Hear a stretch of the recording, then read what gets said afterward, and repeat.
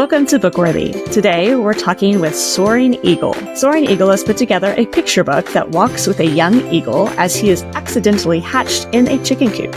He spends his life trying to be a good chicken, but things begin badly and only get worse until he escapes and goes on a journey of healing and discovery to find out who he really is. This sweet picture book is a great response book for any kid, and we're just excited to have Soaring Eagle here with us today. Welcome to BookWorthy. I'm so excited to be here with you and to talk about being an eagle instead of a bad chicken. I've enjoyed looking through the book and just kind of that dynamic of chicken versus an eagle, and it is really well done, and I'm looking forward to hearing more about it. But before we get started, we have to ask the random question of the week, and that is, what is your favorite Halloween candy? I would have to say it's candy corn, because it is the only time of the year that I eat candy corn.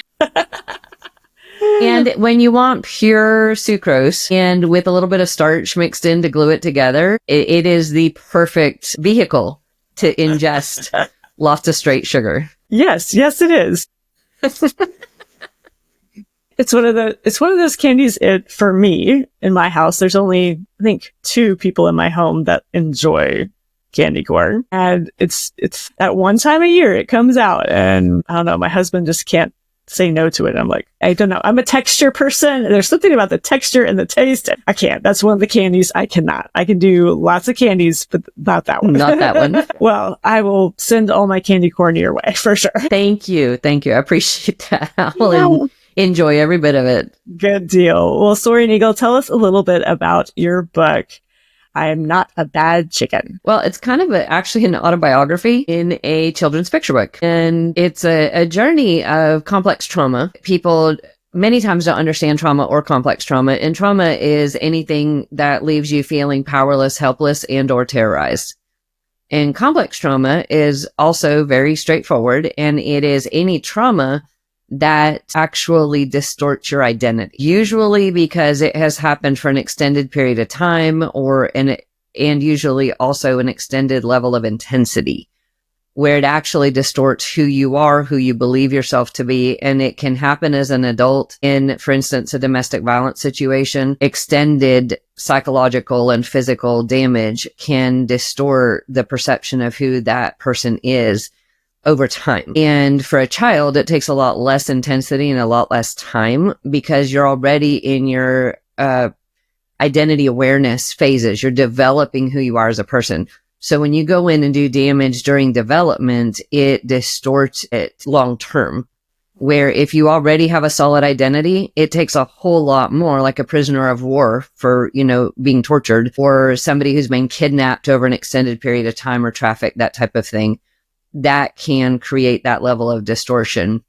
In this picture book, we're talking about being born into it and having grown up in a cult commune for the first 24 years of my life. It is my story because I was born in the chicken coop and I tried to learn to be a good chicken, and I was consistently a bad chicken for my entire life. And how much of that was because of things like being neurodiverse with ADHD, which I did not have diagnosed until this year at almost 52 years old, but did have a doctor specialist diagnose me because I wanted to understand what in my life was complex trauma and what was not, because the complex trauma could heal. The ADHD wasn't changing. And the more I healed, the more I realized that, wait a second, I'm healing this percentage of things and I'm not healing this percentage of things. And I need to understand what's wrong, that I'm making all this progress, except not in these areas. And so understanding that it was 2 separate things that have many similar symptoms was extremely helpful. I would imagine so. I have 2 kids with ADHD, and I'm definitely discovering my own little quirks and quips that, I might have that too. Women are the least diagnosed because we usually present as avoidant ADHD, not hyperactive, because the hyperactivity is internal, not external. And we also learn how to mask and cover it better than men or boys do. And so many women are not diagnosed until they're in later stages of adulthood, where boys are more likely to be identified more easily in their young childhood. And so for me, I fit into that part, but the symptoms have been there my entire life. Right. It's definitely not something you outgrow. It is kind of how you process your world, and it's definitely different. Now with trauma, it's kind of a new era in the church or in Christianity where people are addressing these hard topics. Yes. What, I know you talk about your, the past that you have and the trauma that you've experienced some, but what do you think has led the church to desire to seek out trauma victims and to seek out to aid and help people that have experienced trauma? Well, to be honest, the #MeToo movement played a role in that, in the secular world, in the media world, and that definitely influenced issues within the church. And the second thing is there have been quite a few very high-level, big-name Christian men who have been called out for misconduct in these areas. And because of that, it has brought it to the surface and made it a discussion that is much harder to ignore than it used to be when it always got swept under the rug.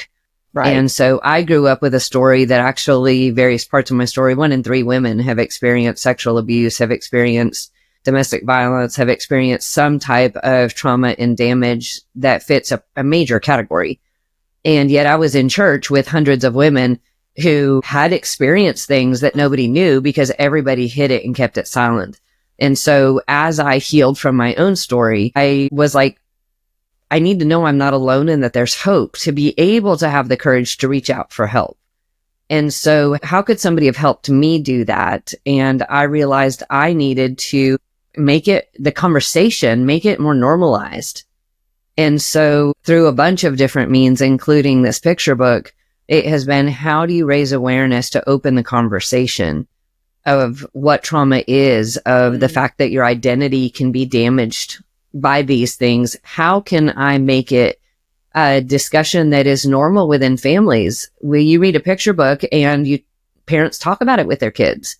Like it's a conversation. Right. And many times something like this is going to be talking to the mother or the father or the older sibling or whoever as much, if not more, than it is talking to the child that is being read to. But even if it is only speaking to the child and maybe they've not had anything happen to them, later on in their story, if they have something major happen to them, they are already going to have embedded in their conscious mind the reality that you don't have to be what has happened to you. Mm-hmm. That you have an identity and a purpose that is created intrinsically, interwoven in your design, that gives you an identity and a purpose and a way, skills and opportunities that are uniquely yours. And so the goal is to get that message out so that all the things that happen to us that feel like they define us don't have the only voice, that we have another voice that counteracts it. I love that message because, no matter what your family background or what life has thrown at you, that identity is what we're all searching for. Like from every age, you're looking to, who am I? What's my purpose and why am I here? Those are like the question, no matter your religion. And, if we root ourselves in the truth that we are made in the image of God, we are image bearers, made with purpose intentionally from conception to the grave, and that every action that we have has purpose and meaning because of who made us. It's one of those, no matter your story, we all just crave that desire to belong, to have that identity, to know who we are. And I love that your book is kind of stepping into that space, because whether it's, sexual trauma or domestic violence, even the words of, what is it, a 12-year-old girl, like it can be that trauma response that sends you to question your identity, not know who you are, to send you in spirals that become bad coping mechanisms and things. And so I love that this book is kind of walking through that. Now, you've worked with both adults and children, and what if there was one message, which we kind of hinted on this a little bit, that you want kids to walk away with from this book? What would you want the big takeaway to be? You are not what has happened to you. So true. You are more than what's happening to you and around you. And that is a sweet truth for kids to walk away with, for certain. Now, because that's one of the biggest lies that happens in trauma and abuse is you believe that you deserve what happened to you. You believe you brought it on yourself somehow. You believe it's your fault. And many times perpetrators or people doing harm tell you it's your fault and you brought it on yourself and you were asking for it and you deserve it and all the things. And so to understand that when you're the child, especially, and somebody who is bigger, stronger, and more powerful than you is using that power to do you harm, it is never, ever your fault. And it doesn't matter how many times they tell you it's your fault. It's still not your fault. And that it is not your identity. You are not deserving of it. That is not how God sees you. It does not define your purpose or your capabilities. That just like the eagle in the story has been accused and blamed and physically attacked and misunderstood and all the things his whole life before he escapes, it doesn't actually change the fact that he's still an eagle and that an eagle has amazing capabilities and strengths and all the things. He just didn't know them yet. right. And so that's his journey, is learning and understanding who he is. And it's fun because he doesn't recognize it till he sees himself in the lake as a reflection next to his father. And when he looks down and sees them both there and that they look the same, is the first time he realizes he's not a bad chicken. He's been told he's an eagle multiple times by then, but he doesn't realize it until he sees, I look just like my father. And if he's an eagle, then I must be too. And you can draw the correlations from God the Father and from our Creator and all those things to pull together. If we're made in his image, it's seeing that image, that reflection of being made in his image that helps us see the identity that he created us with, no matter what outside people or circumstances or abuse has tried to tell us. That is such a sweet message in the book. But one of the messages that I really enjoyed was that he had a choice to escape. And I think a lot of the times, when you're in situations, no matter how big or small they are in your own mind, that, you think you can't escape this. You can't walk away from this bad situation. And I love that he had to make a choice to walk away from the chicken coop, to seek truth outside of where he was. And I think that is a very freeing exercise for kids to be like, I don't have to stay in this bad situation, whether that's with extended family or if it is with friends on the playground. Like, we don't have to stay in a bad situation. We can make a choice to believe in ourselves, to claim our identity, to not believe the lies that the enemy wants to tell us, and to step forward. And I've seen that in my own friends who have had lots of trauma in their past, and like watching them walk forward is one of the most beautiful things. Yeah. And in the book, it clearly shows that this isn't his first time trying to escape, because one of the beliefs is if I didn't escape the first time I tried, then I'm a failure and I can't escape anymore. And in it, they're telling him he's going to get punished even worse this time. And he's like, no, I'm going to escape this time. Because there have been a lot of times, and many of us do try, and we don't know enough. We're not mature enough. We don't understand our options well enough to escape the first or second or third time. But it doesn't mean that it's inescapable. Right. It just means that we haven't found the right way to escape yet. And there's always a way of escape. And sometimes the escape and the safety is, we call it internal boundaries. It's within our own selves. And other times it is where God meets us in our heart and protects who we are despite what's happening to us or around us. Because there are ways that we can't make it happen, in that we're too small. We're too, whatever our situation is in extreme circumstances. But God is always capable to meet us in that space. And even if it isn't as fast as we would want it to be, it doesn't mean it's hopeless. It means that we may not be at the escape yet. Right. But the escape is there. It is possible. It will be possible. And that God does heal anything that he allows. Right. people think, oh, well, if God allowed it, then I am stuck. I'm in this mess. And the reality is God creates the way of escape and he brings in that healing. In my case, I was in an abusive marriage for 15 years. So that was a long time to not be out. Yeah. But then God did create a way and a plan of escape. And I worked on healing while within it for 5 years. It's very difficult to heal in the middle of the attacks and the poisoning and all the ugly. But it did give me the strength to escape, and it gave me the strength to seek and work through healing from that point forward, which is part of my healing story and the healing story for my children. The damage that set me up for that came through my childhood and my belief system that I deserved to be treated that way. And my belief system that I was just a bad chicken and I deserved to be in a chicken coop and I deserved to be damaged in that space. Did you always want to be an author? I never thought I could be an author, but I did read books, like addictively read books. Where I grew up, we didn't have any television. We didn't have any outside media. So the only thing we had access to was books. And so I knew that if I ever wanted to get a message through to someone like me, books was the best way to do that. And so in 2015, got my first book published, and it was done in book form first. And since then, there's been television and a variety of other communication mediums.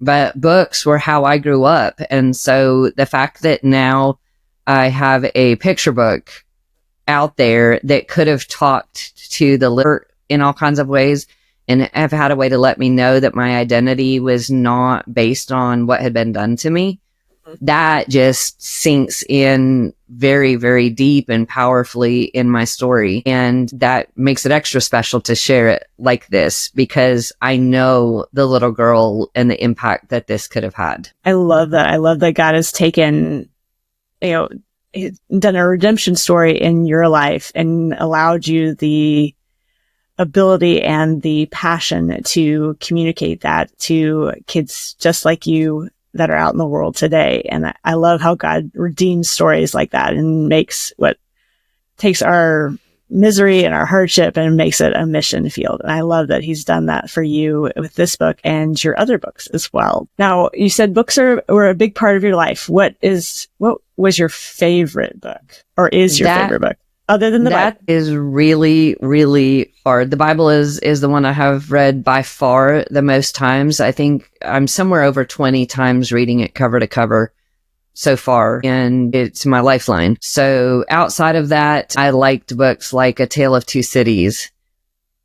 I read a lot of classics. I liked really well-crafted story plots where there's a lot of intrigue and a lot of interference and hardship, and then the hero or heroine works through all of the mess and all of the problems and comes out with a solution that gets them through despite all the stuff. All the stuff. And so like the Scarlet Pimpernel is one of, sneaking people away from the guillotine, and Tale of Two Cities and ones like that, because I had a really challenging, traumatic life. And so for me to know that in impossible circumstances, people still got out, they still got saved, they still had a thing, that was where I instinctively went. And the Bible has a lot of those stories too, which is super cool, because then I was like, oh, well, if God could do it for so-and-so in the Bible, then there's hope for me too. And that's where I've come from. And so I get to tell stories now of hope and redemption despite all of the brokenness and mess. And that is part of my redemptive story. That's amazing. I love that those stories gave you that hope and then led you to a place to see those in the Bible as well. And he's redeeming that story for sure. And what can we expect next from you, Soaring Eagle? Well, I'm hoping to put out stories of some of the other characters in the book. Besides Eagle's son, we mention other birds that have gotten out or are getting out, and I would love to tell their stories in the same family of picture books that goes with Soaring Eagle, because there's many ways that we end up in the chicken coop.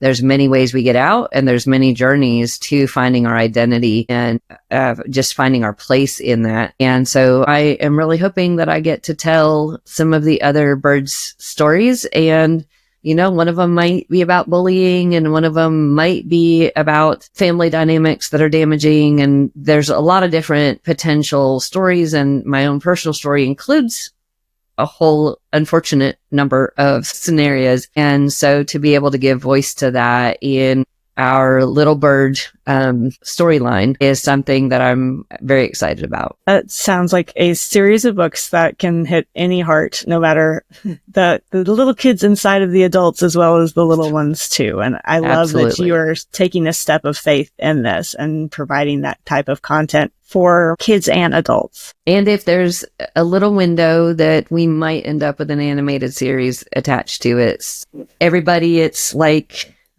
believing if God wants that to be put together, then that will also come to fruition and be able to have audiovisual storytelling in this I'm Not a Bad Chicken little world.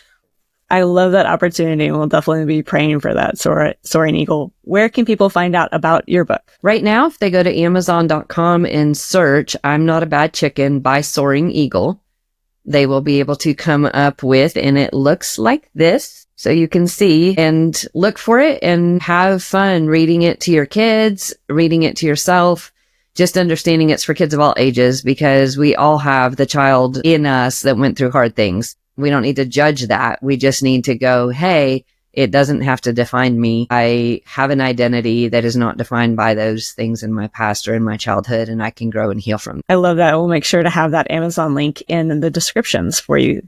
Thank you so much for being with us today, Soaring Eagle. Thank you. And thank you for joining Soaring Eagle and me on this episode of the BookWorthy podcast. Check the show notes for any books or links that we discussed, and let us know in the comments what is your favorite Halloween candy. Be sure to like and subscribe so we can discover more great books together. Happy reading!